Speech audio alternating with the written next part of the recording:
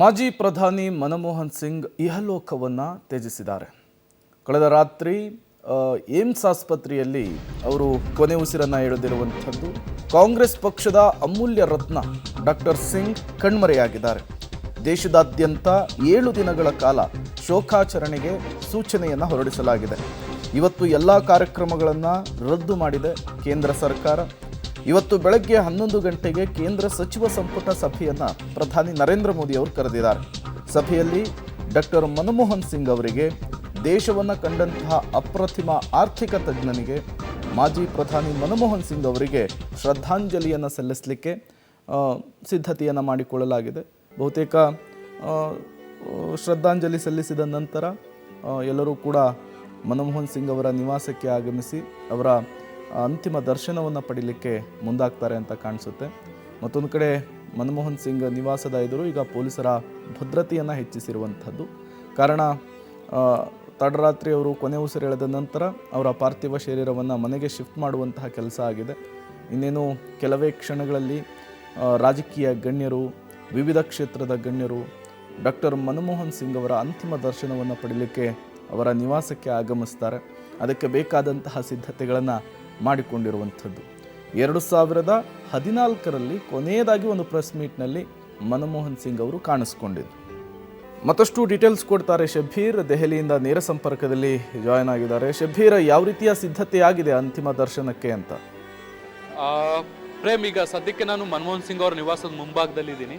ನೀವು ನೋಡ್ಬೋದು, ನನ್ನ ಹಿಂದೆ ಕಾಣಿಸ್ತಾ ಇರುವಂಥದ್ದು ಮನಮೋಹನ್ ಸಿಂಗ್ ಅವರ ನಿವಾಸ. ಅವರು ಮಾಜಿ ಪ್ರಧಾನಿ ಆದ ಬಳಿಕ ಸುದೀರ್ಘ ಕಾಲದಿಂದ ಇದೇ ಮನೆಯಲ್ಲಿ ತಂಗಿರುವಂಥದ್ದು. ಅವ್ರ ಪತ್ನಿ ಮತ್ತು ಇತರೆ ಕುಟುಂಬಸ್ಥರ ಜೊತೆಗೆ ಅವರು ಇಲ್ಲೇ ಕೂಡ ವಾಸವಾಗಿದ್ದರು. ನಿನ್ನೆ ಆಸ್ಪತ್ರೆಗೆ ಸಾಗಿಸುವಂಥ ಸಂದರ್ಭದಲ್ಲೂ ಕೂಡ ಅವ್ರನ್ನ ಇಲ್ಲಿಂದಲೇ ಕೂಡ ತಲುಪಿಸುವಂಥ ಕೆಲಸವನ್ನು ಕೂಡ ಮಾಡಲಾಗಿತ್ತು. ಇದ್ದಕ್ಕಿದ್ದಂತೆ ಅವರು ಕುಸಿದು ಕೆಳಗಡೆ ಬೀಳ್ತಾರೆ. ಅದಾದ ಬಳಿಕ ಅವ್ರನ್ನ ತುರ್ತು ಏಮ್ಸ್ ಆಸ್ಪತ್ರೆಗೆ ತೆಗೆದುಕೊಂಡು ಹೋಗುವಂಥ ಕೆಲಸವನ್ನು ಮಾಡಲಾಗುತ್ತೆ. ಆದರೆ ತೀವ್ರ ಉಸಿರಾಟದ ಸಮಸ್ಯೆಯನ್ನು ಎದುರಿಸ್ತಿದ್ದಂಥ ಅವರು ವಿಧಿವಶರಾದರು ಅನ್ನುವಂಥದ್ದು ಗೊತ್ತಾಗಿರುವಂಥದ್ದು. ಈಗ ಅವರ ಪಾರ್ಥಿವ ಶರೀರವನ್ನು ರಾತ್ರಿ 1 ಗಂಟೆ ಸುಮಾರಿಗೆ ಮತ್ತೆ ವಾಪಸ್ ನಿವಾಸಕ್ಕೆ ತೆಗೆದುಕೊಂಡು ಬಂದಿರುವಂಥದ್ದು. ಇಲ್ಲಿ ಅಂತಿಮ ವಿಧಿವಿಧಾನಗಳು ಅಥವಾ ಅಂತಿಮ ದರ್ಶನಕ್ಕೆ ಎಲ್ಲ ರೀತಿಯಾದಂಥ ತಯಾರಿಗಳನ್ನು ಮಾಡಿಕೊಳ್ಳಲಾಗ್ತಾ ಇದೆ. ಸದ್ಯಕ್ಕೆ ದೆಹಲಿಯಲ್ಲಿ ಭಾಳಷ್ಟು ಹವಾಮಾನ ವೈಪರೀತ್ಯ ಕಂಡು ಬರ್ತಾ ಇದೆ. ಟೆಂಪ್ರೇಚರ್ ಭಾಳಷ್ಟು ಕಡಿಮೆ ಇದೆ, ಫಾಗಿ ವಾತಾವರಣ ನಿರ್ಮಾಣ ಆಗಿದ್ದು ಮಳೆ ಕೂಡ ಬರ್ತಾ ಇರುವಂಥದ್ದು. ಹೀಗಾಗಿ ಅಂತಿಮ ದರ್ಶನಕ್ಕೆ ಏನು ವ್ಯವಸ್ಥೆಯನ್ನು ಮಾಡಬೇಕಾಗಿತ್ತು ಅಲ್ಲಿ ಕೆಲವೊಂದಿಷ್ಟು ಅಡಚಣೆಗಳು ಕೂಡ ಉಂಟಾಗ್ತಾ ಇರುವಂಥದ್ದು.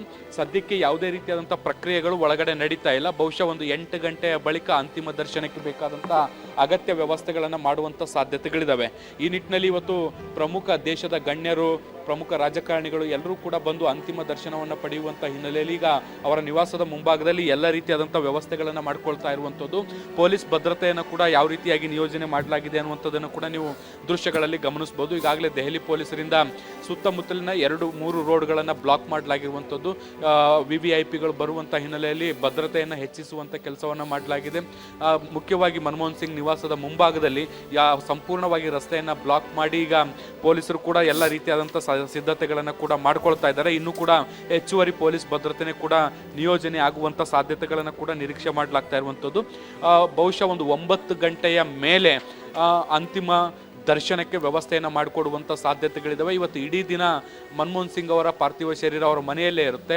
ನಾಳೆ AICC ಕಚೇರಿಯಲ್ಲೂ ಕೂಡ ಅಂತಿಮ ದರ್ಶನಕ್ಕೆ ಇಡುವಂಥ ನಿಟ್ಟಿನಲ್ಲಿ ಈಗ ತಯಾರಿಗಳು ಕೂಡ ನಡೀತಾ ಇದ್ದಾವೆ. Prem, okay, thank you Shabbir ತಮ್ಮೆಲ್ಲ ಮಾಹಿತಿಗಾಗಿ.